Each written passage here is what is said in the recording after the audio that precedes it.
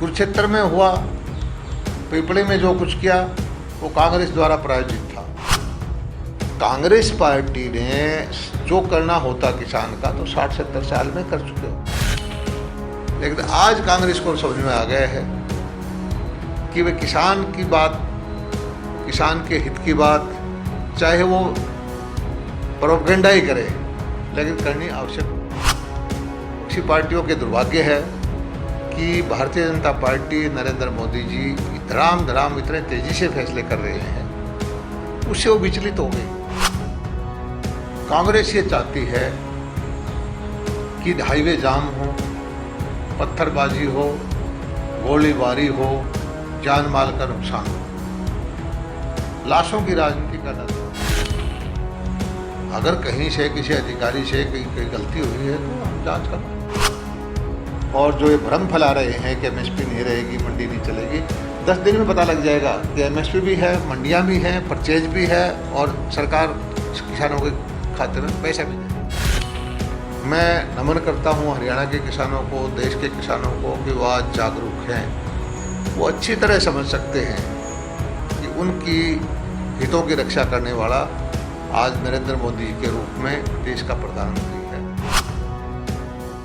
हरियाणा के कृषि मंत्री जेपी दलाल हमारे साथ मौजूद हैं, इनसे बातचीत करेंगे। दलाल साहब, पंजाब केसरी में आपका स्वागत है। जी धन्यवाद। दलाल साहब, सबसे पहले मैं कोरोना से ही बात शुरू करूंगा क्योंकि आप भी कोरोना से ग्रस्त रहे हैं। कितने दिन ग्रस्त रहे और उन दिनों का क्या एक्सपीरियंस रहा आपका? देखिए, मैं तो 2 हफ्ते कोरोना से ग्रस्त रहा और पूरे के पूरे 2 हफ्ते मैं अपने घर पे ही रहा। मुझे बुखार और गला खराब होता था। डॉक्टर से टेलीफोन पे कंसल्ट किया और सौभाग्य से मैं बिल्कुल स्वस्थ हूँ। मुझे कोई किसी तरह की दिक्कत नहीं है। दलाल साहब, इन 2 सप्ताह में आपने अपना समय क्योंकि एकांत में व्यस्त किया, किस तरह की रूटीन रही आपकी? मुझे 2-3 तो मैंने नई किताबें मंगवाई, उनको पढ़ी। मुझे पढ़ने का शौक़ है और ज़्यादातर वक्त ये नेशनल ज्योग्राफी के, हिस्ट्री के, डिस्कवरी चैनल, ये मुझे देखने का शौक़ है। और मुझे टाइम में काटने में कोई समस्या नहीं होती और दिमाग अपना चलाता रहा कि जो इतनी गंभीर जिम्मेदारी मुझे दी है किसानों के लिए, उसके लिए आगे आने वाले वक्त में क्या क्या योजनाएं होनी चाहिए, अपने विभाग में कैसे मैं दुरुस्त कर सकूँ और किसानों के लिए, भलाई के लिए जो मोदी जी ने पैसा दिया है, पैकेज दिया है, किस तरह के प्रोजेक्ट बना के भारत सरकार को मैं भेजूँ, इस तरह की मैंने काफ़ी योजनाएं बनाई।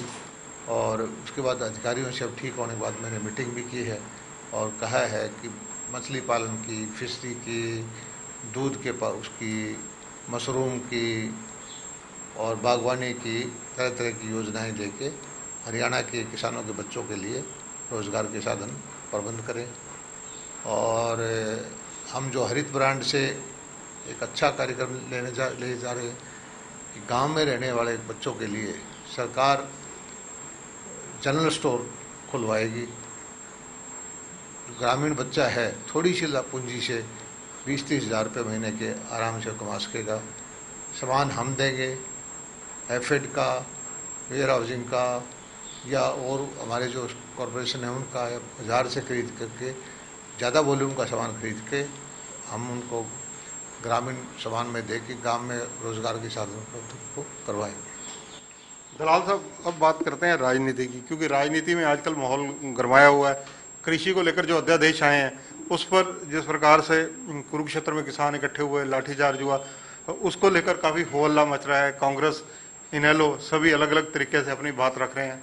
आपका क्या तर्क है इस मामले में? देखिए, जब से मोदी जी प्रधानमंत्री बने हैं,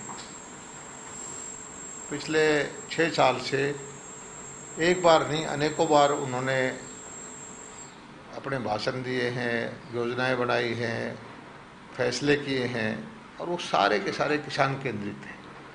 भारतवर्ष किसानों का प्रदेश है, ज़्यादातर आबादी ग्रामीण क्षेत्र में रहती है और धीरे धीरे करके, चाहे वो फसल बीमा योजना हो, यूरिया पर नीम का लेपन हो, फसल की बिजाई से पहले फसल का भाव डिक्लेयर करने का फैसला हो, एमएसपी पे परचेज करने का हो और मंडियाँ अच्छी चलाने का हो तो बहुत सारे क्रांतिकारी फैसले लिए हैं और उसका असर भी रहा है।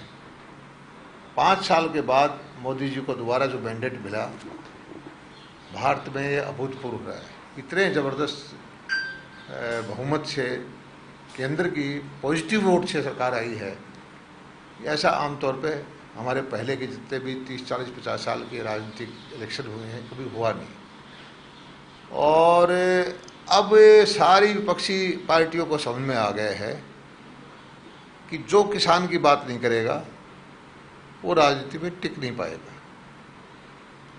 और दुर्भाग्य से विपक्षी पार्टियों के दुर्भाग्य है कि भारतीय जनता पार्टी नरेंद्र मोदी जी धड़ाम इतने तेज़ी से फैसले कर रहे हैं, उससे वो विचलित हो गए हैं।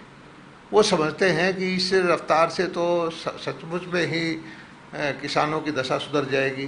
मोदी जी का जो लक्ष्य है कि फसलों में के भाव बढ़ा के देना, किसान की आमदनी को बढ़ा के देना, किसान के बच्चों को घर में रोज़गार देना, अगर ये हो गया तो उनकी राजनीतिक जो बची खुची ज़मीन है, कुछ प्रदेशों में उनकी सरकार है, वो भी ख़त्म हो जाएगी।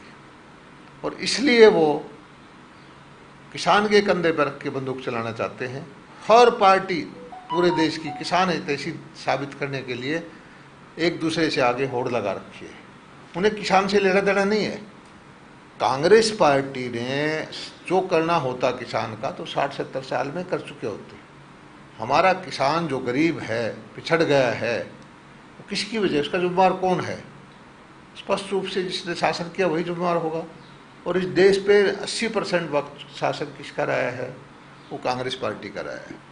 लेकिन आज कांग्रेस को समझ में आ गया है कि वे किसान की बात, किसान के हित की बात, चाहे वो प्रोपेगेंडा ही करे, लेकिन करनी आवश्यक होगी है। आप पीछे भी देखिए, विधानसभा के चुनाव में किसान के हित के लिए उन्होंने कर्जा माफ़ी का नारा दिया, झूठा वायदा किया, लेकिन एक बार किसान को समझ में आ गया कि चलो देख लेते हैं, क्या पता ये किसान को कर्जे से बाहर ही कर दे। मध्य प्रदेश में दिया, छत्तीसगढ़ में दिया, राजस्थान में दिया, लोगों ने उनको वोट दिया, लेकिन उन्होंने कर्जा माफ़ नहीं किया। उसका परिणाम क्या हुआ कि उनके एमएलए छोड़ के, पार्टी छोड़ के, मध्य प्रदेश में छोड़ के भाग गए, राजस्थान में छोड़ के भागने की कोशिश कर रहे थे। गांव में लोग उनसे सवाल करते हैं कि आपने झूठ बोल के हमारे वोट क्यों लिए? तो इस तरह की राजनीति करने में कांग्रेस माहिर है। लेकिन मैं नमन करता हूं हरियाणा के किसानों को, देश के किसानों को कि वो आज जागरूक हैं। वो अच्छी तरह समझ सकते हैं कि उनकी हितों की रक्षा करने वाला आज नरेंद्र मोदी के रूप में देश का प्रधानमंत्री है। कुरुक्षेत्र के अंदर जो लाठीचार्ज की नौबत आई, आखिर क्या कारण थे? वो लोग कौन थे जिन पर लाठीचार्ज हुआ? आप कह रहे हैं कि किसान ऐसा नहीं कर सकते। देखिए, कांग्रेस ये चाहती है कि हाईवे जाम हो, पत्थरबाजी हो, गोलीबारी हो, जान माल का नुकसान हो, लाशों की राजनीति करना चाहती है। और कुरुक्षेत्र में हुआ, पिपले में जो कुछ किया वो कांग्रेस द्वारा प्रायोजित था। लाठीचार्ज जब होता है, सरकार की तरफ से कोई करता है तो बाकायदा ड्यूटी मजिस्ट्रेट अपॉइंट होता है, आदेश दिए जाते हैं। ऐसा कुछ नहीं हुआ। लेकिन हाँ, ये ज़रूर है, पत्थरबाजी हुई, धक्का मुक्की हुई, कुछ एक दो भाई को, मेरे को थोड़ी बहुत कुछ चोट भी आई बताते हैं। और कांग्रेस जो चाहती थी वो हमारे अधिकारियों ने नहीं होने दिया, संयम का परिचय दिया और हाईवे जो आधा पौना घंटा जाम रखा, उसको उनको रैली की इजाज़त दे दी। अब तो जेजेपी जो आपका गठबंधन में साझेदार है, वो भी जांच की मांग और कार्रवाई की मांग कर रहे हैं। करें जांच में, किसको एतराज है? अगर कहीं से किसी अधिकारी से कोई गलती हुई है तो हम जांच करवाएं, कोई भी जांच करे। लेकिन मैं एक चीज़ करना चाहता हूं कि जांच इस बात की भी हो कि कोरोना में पेंडेमिक चला हुआ है, सही सारा इस टाइम पीक पे है सारा कोरोना, मतलब भीड़ इकट्ठी करके लोगों में महामारी फैला के कांग्रेस क्या हासिल करना चाहती है? क्या वो इंतजार नहीं कर सकते थे? और जो नेता उन्होंने छोड़ रखे थे उनसे पहली रात तक हमने कहा भाई आप ये जो है भीड़ इकट्ठी ना करिए। अब तो इनेलो ने भी 24 तारीख से हर जिला मुख्यालय पर धरने प्रदर्शन इन अध्यादेशों के विरोध में करने का ऐलान कर दिया। इनेलो ही क्यों, पूरे देश में लोगों को होड़ लगी हुई है। हर आदमी को इस कोशिश में है कि हम बड़ा किसान हितैषी या वो बड़ा किसान हितैषी। उनको इससे कोई पार्टियों को उनके धरने से, प्रदर्शन से, किसान के हित से, किसी चीज़ से मतलब नहीं। उनका मतलब ये है कि वो किसान हितैषी होने का ढोंग करें, लोगों में लगाएं कि भाई हम भी वो चीज़ों के खड़े हुए हैं। जबकि इन सारी पार्टियों में एक वक्त में किसानों के साथ दुर्व्यवहार किया हुआ है, किसानों पर गोलीबारी की हुई है, किसानों का नुकसान किया हुआ है। और किसानों की जो आज की हालत है, जो किसान गरीब है, कमज़ोर है, कर्जे में दबाया हुआ है, उसकी जिम्मेदार कौन है? यही तो पार्टियां हैं। आज जो किसान हितैषी बनने की कोशिश कर रही हैं वही पार्टियां हैं। पंजाब से संबंधित बादल परिवार, बीजेपी का लंबा अलायंस, मतलब इतिहास में शायद इतना लंबा अलायंस किसी दो राजनीतिक दलों का नहीं मिला, लेकिन हरसिमरत कौर बादल ने केंद्रीय मंत्रिमंडल से इस्तीफा दे दिया। मुझे तो उनकी लोकल पॉलिटिक्स लगती है। कांग्रेस ने वहाँ विरोध किया इस चीज़ का, उनका उसी में अपनी पोजीशनिंग वो पॉलिटिकल करना चाहते हैं।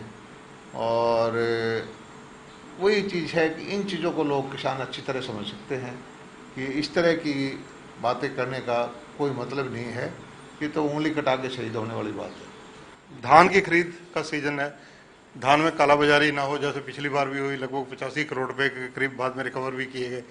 इन चीज़ों पर आपका विभाग की तरफ से क्या कार्रवाई की जा रही है? इस बार हमारा लक्ष्य है कि हफ्ता पहले धान की परचेज शुरू करें, जो अर्ली वैरायटी पक्के तैयार होती है, ताकि किसान को जल्दी पैसा मिले। और जो किसान ये कहेगा, लिख के देगा कि मुझे डायरेक्ट पेमेंट करें, उसको हम डायरेक्ट पेमेंट करेंगे। और किसी भी तरह का जो पहले अनियमितता पाई गई हैं, गड़बड़ पाई गई हैं, वो चीज़ हम नहीं होने देंगे। इस बार ज़्यादा ढंग से हमने मैपिंग की है, ज़्यादा ढंग से मंडियाँ चलाएंगे, ज़्यादा मिलों के साथ हम परचेज सेंटर खोलेंगे और अच्छी व्यवस्था करके हरियाणा के किसानों को, चाहे वो धान की खरीद हो, चाहे वो बाजरा की खरीद हो, चाहे मूंग की खरीद हो, चाहे मक्का की खरीद हो, और जो ये भ्रम फैला रहे हैं कि एमएसपी नहीं रहेगी, मंडी नहीं चलेगी, 10 दिन में पता लग जाएगा कि एमएसपी भी है, मंडियाँ भी हैं, परचेज भी है और सरकार किसानों के खाते में पैसा भी दे रही है। तो ये हैं जेपी दलाल, हरियाणा के कृषि मंत्री हैं।